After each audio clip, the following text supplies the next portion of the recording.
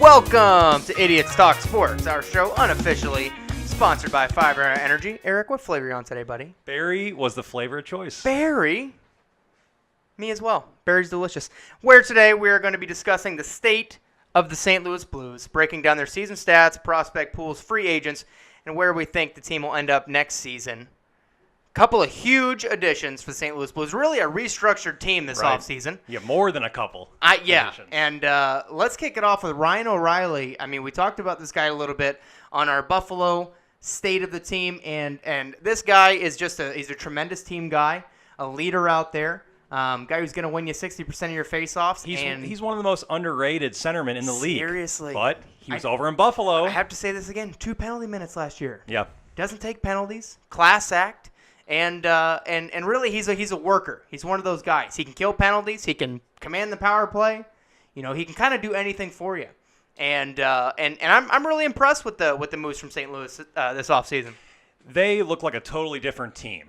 They 100%. restructured brilliantly.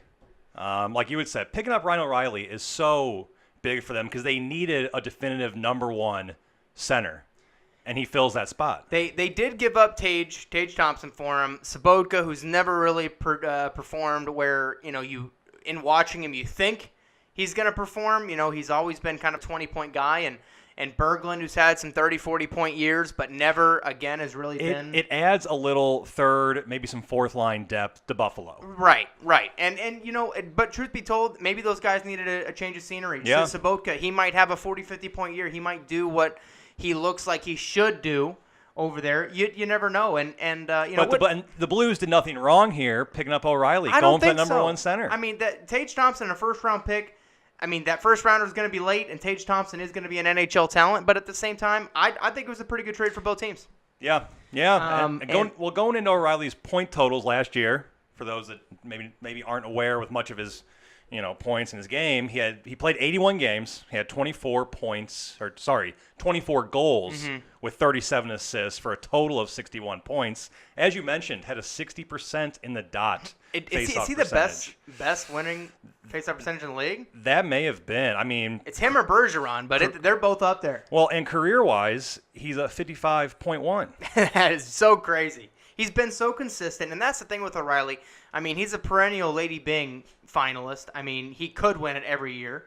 You know, I'll say it again. He had 1 penalty last season, so he plays clean. He plays hard, and he's adding a little bit of grit. He's a no visor guy, and he finished second for the Byng last year. Right, and I think he was nominated again this year. I mean, it's really.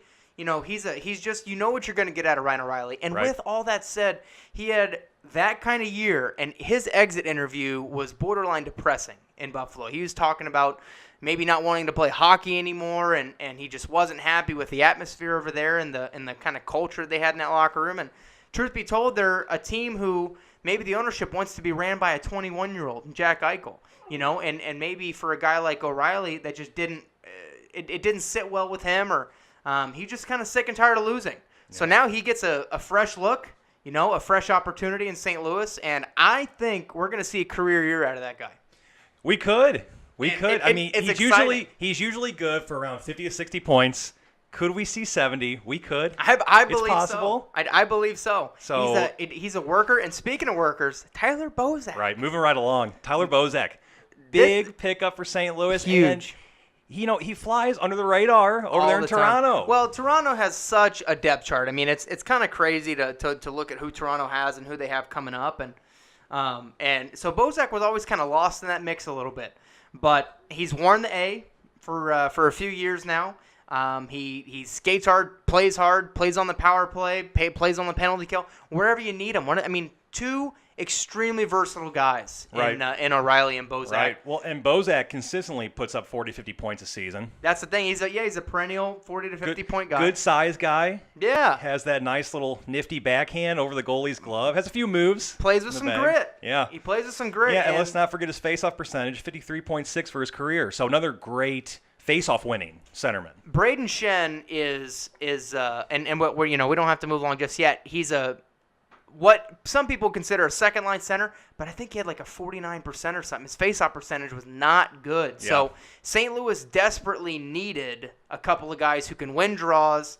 And with that said, O'Reilly, Schenn, and Bozak, I mean, there's only a few teams in the league with a better top three centers than that.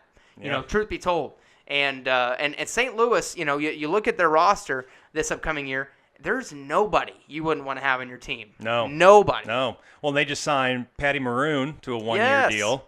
And he's another guy that, again, seems to be a bit underrated for what he's done over the past couple of seasons. It looks like he's found his game. We were it talking does. about that before the show today. And, his last couple years, I mean, he was traded to New Jersey last year, midway through the season. And he was nearly a point per game in New Jersey.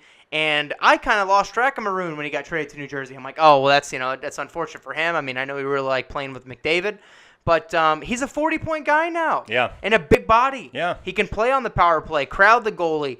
And he's real good around the net. That's what you notice about Maroon. And the Blues love that game. The gritty game. They Yeah, like that's right. having a big guy like Maroon in front of the net, has good hands, can deflect the puck. Because the Blues love to cycle that puck. Yeah, that's right. That's in the right. offensive end, and you throw a guy like Maroon in front of the net, and I think he's going to do great things. They've got a ton of guys who can move the puck. Pietrangelo, Parayko. Tarasenko is an offensive genius. And this team looks scary right now. And I think, watching Washington get over the hump this last year, this is kind of like it should be refreshing for Blues fans. Yeah. Like, hey, Yeah. we can do anything now. You know what I mean? If Washington won one, they can never get past their rivals, and it's just. I think that the Blues could be the next team to break that drought. Sincerely. They look deep everywhere. Everywhere defense. Let's talk about the defense here for a couple minutes. Let's talk about the last pickup I want to talk about here. David Perron. David Perron coming back to St. Louis. Another guy you lose in the fold sometimes, maybe. Had a career year over there in Vegas, point wise. 50 assists in 70 games. Perron is Perron. I think all those guys, unfortunately, a lot of those guys overproduced last year in Vegas, and I think maybe a lot of the stats are bloated. A lot of them had chips on their shoulder. Perron's a 40 to 50 point guy. He is, and I think that's what you can kind of count on him for. Watch him have a 70-point season, and I have no idea what I'm talking about, which is more likely than not. But he's a good offensive talent, and he can play those minutes. He can play on that second, third line. And really, you really even get some looks at first line depending on your combinations. But it just seems like St. Louis got a lot more than what they gave up. This is exactly right. They signed Perron, they signed Maroon, and signed Bozak. So that's three talents for no assets lost. Yeah. And the trade for O'Reilly doesn't look bad for either side. No. And you know what they always talk about is the team who received the best player won the trade. And I don't think Tage Thompson is going to be better than Ryan O'Reilly. So, it could be argued that St. Louis wins that one. And with the rest of the forward group, you've got Soshnikov, who I think is going to, if he gets the minutes, which he needs the minutes to do it, he's a dynamic guy out there. You watch the moves he makes. He's very confident with the puck. He can pass. He can shoot. He's got an amazing release. I hope we see what we ought to see out of Soshnikov this year. And I hope he gets a chance to shine because he really looks talented. You've got a guy like Barbashev, same kind of situation, young kid, still learning, but incredibly offensively talented. Robbie Fabry, again, same story. St. Louis is easily the deepest prospect pool of any team in the league. Just so many young guys. So many young kids. To name a few coming up, Mitch Ranke, Jake Wallman, Dominic Bach was their first round this year. Eric Foley, Clem Costin, Robert Thomas, Jordan Kyrou, who had 106 points in 50-something games. All those guys are NHL talents. That's a scary point total right there. It is. All those guys are. And if it's like maybe someone like a Yamamoto who had that kind of point totals, but he's like 5'7", it's like, well, how is he going to fare in the NHL? Well, Jordan Kyrou is NHL size. 6 foot 180. He's a big kid. So really, you need, in this day and age, you need these performances from these young kids. So you've got to have Barbashev. And here's the thing. If Barbashev and Soshnikov and Fabry, if they don't step up this year, you've got some kids who potentially are ready to make the step. Right. And the Blues almost made the playoffs last year. That's right. And Chicago. I don't think I'll ever forget that Chicago the Duncan game. Keith goal. Oh, second to last game of the season for St. Louis. If they win it, if Duncan Keith does not score that goal, St. Louis is in the playoffs. We were watching it. I invited him over. I'm like, dude, this is the important game. We got to watch this one. It's like the 81st game, one of the last games, and it's a must-win for St. Louis. And I mean, Chicago has been out of it, since October basically, and they just put that dagger in, and that's with 7-8 seconds left. Oh, it was horrible. It was gut-wrenching to watch. And well, the Blues still could have made it had they have won their last game against Colorado, right? In which they did not. So Colorado made it. The Blues did not. And I think the Blues do a lot better against Nashville. To be honest, Nashville didn't look great, but here's and there's don't count, and they're moving right along. And I have not, a team that misses the playoffs. You typically, on occasion you see a total restructure like we've seen, and I don't know if I've seen a better restructuring in recent memory. Right. I mean, and St. Louis can give up. Before this restructure, they were right there, almost made playoffs. Right. And this had to make the team, I don't know, 20-30% better? We're just throwing a percentage out? At least. And Jake Allen had a good year, but it wasn't his best year. And I think, it's easy for a St. Louis Blues fan to kind of get upset with him, but he had a 9.11, didn't he? Right. No, it was a .906 was the save percentage. But 906 isn't career-wise, he's a .913. So, okay. So he's a 913 career, so it's an underperforming year. Sure. And that was his worst year he's had. Right. And you can't, for a 28-year-old guy, you've got to imagine that he's going to have a bigger year next year. He's going to step up a little bit. And if he has a 915 year, you've got a serious contender here in the St. Louis Blues because, Tarasenko didn't perform as well as he normally does. Right. And I wouldn't count that guy out of anything, I mean, we haven't even... Well, his shooting percentage was low. Tarasenko shot, I think, 2% under his normal percentage. So he still had 33 goals, 33 assists, 66 points. So still good, not great for him. Right. And we haven't even talked about Alex Steen, Jaden Schwartz. I mean, these guys are constant producers. They're all hard workers on the St. Louis team. Braden Shen looked great. Braden Shen got real cold there in the middle of the season, but I mean, started off. I mean, all in all, hot, though, yeah, great year for him. Hot as it gets. I think that was a career year. Jaden Schwartz was almost a point per game player. Yeah. What'd you say? 59 and 62. Is that what he ended up with? Yep.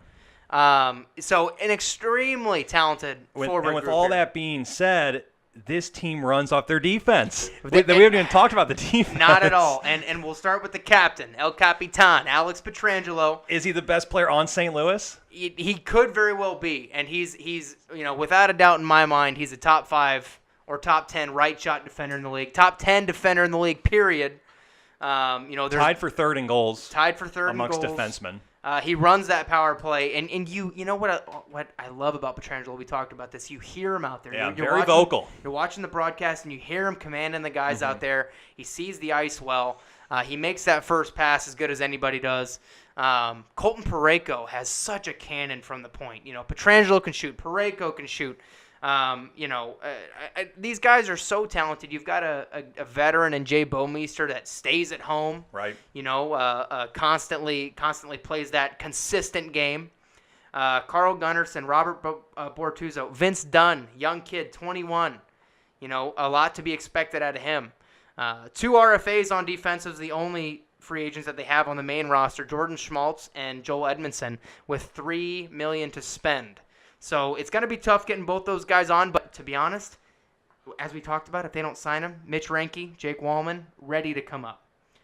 So there's St. Louis has a lot of talent waiting in the wings, ready to come up. So I'm sure that they're going to find a way to get both those guys back. And St. Louis has a top 8 on defense. It's just you look at their offense, you look at their defense. It's just tough to find leaks. It really in this is. Team. I mean. Jake Allen would be the only question. It could be said that Jake Allen is the question, but it was a bad year for him.